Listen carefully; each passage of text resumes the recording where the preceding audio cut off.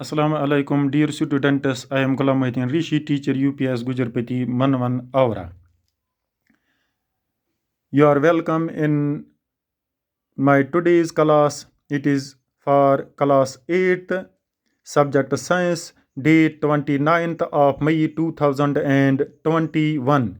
Dear students, you know that we are discussing the topics from the most important lesson of your textbook, that is metals and non-metals. Today we are discussing its last topic, that is uses of metals and non-metals. देखो बच्चों, आज तक हमने बहुत सारे topics इसमें metals और non metals के हवाले से डिस्कस किए, their physical properties and there chemical properties. तो आज हम पढ़ेंगे uses of metals and non metals, यानी कि मेटल और नॉन मेटल कहाँ कहाँ हम अपनी रोज़मर्रा की ज़िंदगी में इस्तेमाल करते हैं। पहले हम डिस्कस करेंगे यूजेस ऑफ मेटल्स। मेटल्स कहाँ कहाँ इस्तेमाल होते हैं। देखो बच्चों, metals being more durable and long lasting, क्योंकि आप सभी जानते हैं ये जो मेटल्स होते हैं ये बहुत ही ड्यूरेबल और लॉन्ग लास्टिंग होते हैं, मजबूत होते हैं। So they are used for making machinery, automobiles, aeroplanes, trains, satellites, industrial gadgets, cooking utensils, etcetera. यानी कि मेटल जो है they are durable and long lasting. तो इस वजह से मेटल जो है इनको इस्तेमाल किया जाता है मशीनरी बनाने में, ऑटोमोबाइल यानी कि गाड़ियां बनाने में मेटल का इस्तेमाल किया जाता है, एरोप्लेन बनाने में मेटल का इस्तेमाल किया जाता है, यानी कि ट्रेनस ये भी मेटल्स की बनी होती है, सैटेलाइट्स मेटल के बने होते हैं, इंडस्ट्रियल गैजेट्स बहुत सारे इंडस्ट्रियल गैजेट्स जो है वो भी मेटल्स के ही बनाए जाते हैं। तो इसी तरह से जो कुकिंग यूटेंसिल्स या खाना खाने के बर्तन जो हम अपनी किचन में इस्तेमाल करते हैं वो भी मेटल्स के ही बने होते हैं।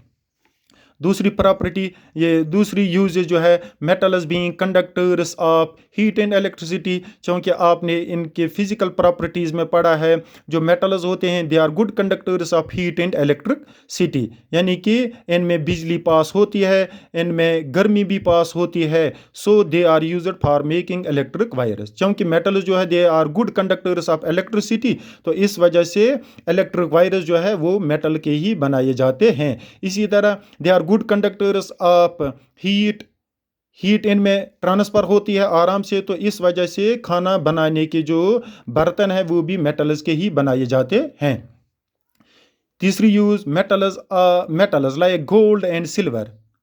गोल्ड जो है ये भी मेटल है, सिल्वर भी मेटल है। They are used for making jewellery.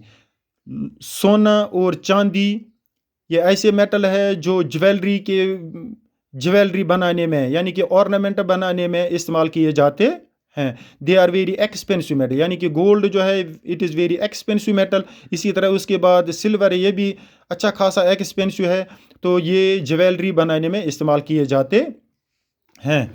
तो इसी तरह अगर हम बात करेंगे यूजेस ऑफ नॉन मेटल्स की, नॉन मेटल के हवाले से सबसे पहले अगर हम ऑक्सीजन जो है ये नॉन मेटल है इसकी बात करेंगे तो इसके बारे में सबको पता है that it is essential for our life as we all inhale it during breathing. हम ब्रीथिंग के दौरान इस नॉन मेटल ऑक्सीजन को अंदर लेते हैं। All living beings depend on oxygen. तो इसके अलावा जो है non metals are used for making fertilizers, खादें बनाने में, यानी कि जो हम अपने क्रॉप फील्ड्स में खादों का इस्तेमाल करते हैं तो enhance the growth of plants, वहाँ जो हम खादें इस्तेमाल करते हैं वो भी नॉन मेटल्स के ही बनाए जाते हैं। तीसरी यूज़ जो है non metals are used in water purification process, यानी कि पानी को प्यूरिफाई करने के लिए या पानी को साफ़ करने के लिए नॉन मेटल का इस्तेमाल किया जाता है। यानी कि आपने कभी सुना होगा कि क्लोरीन टेबलेट्स हम पानी में डालते हैं टू किल द जर्म्स, यानी कि जर्म्स को मारने के लिए क्लोरीन टेबलेट्स का इस्तेमाल किया जाता है पानी के साथ।